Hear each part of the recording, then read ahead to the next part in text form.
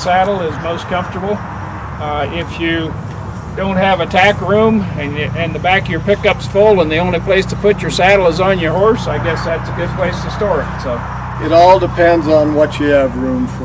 Yeah. Like Warren said, if it's a long trip, you don't want them in there being hot, getting bitten up by flies anyway. Take your equipment off if there's room. We haul up to 20 hours without getting them out of a trailer or giving any water. But we make sure they're tanked up before they get there, and we water before we feed when they unload. So most horses will not drink when you travel.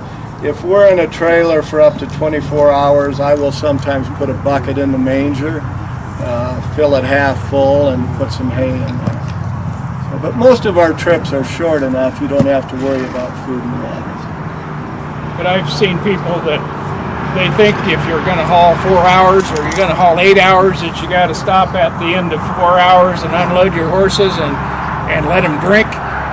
And you're probably just creating a problem. Either the horse doesn't want to get back in because he's tired of it, and you're going to stand there and be bothered because the horse isn't wanting to drink, and you're thirsty. You're sure he should be thirsty, and so you're all stressed out because your horse isn't drinking. Like Julian said, he's hauled 20 hours. He kind of puts the limit on 24 without giving them something to eat and drink. Hauling is probably one of the most stressful situations we actually put our horses in.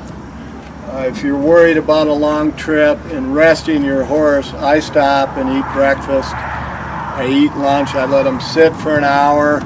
They'll go to the bathroom, they'll rest their legs and kind of get them back underneath themselves.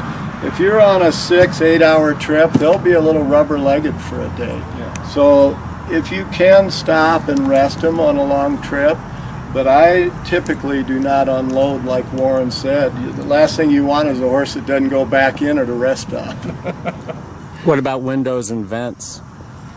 Plenty of air. I mean, open as much as you've got. So.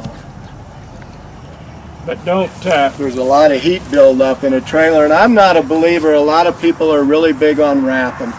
I'll wrap front legs for support on a long trip. I hate putting back wraps on. Horses kick, they get hot. I've seen more problems caused by hind wraps. They get itchy and they start trying to kick it off with the other leg. And you were asking...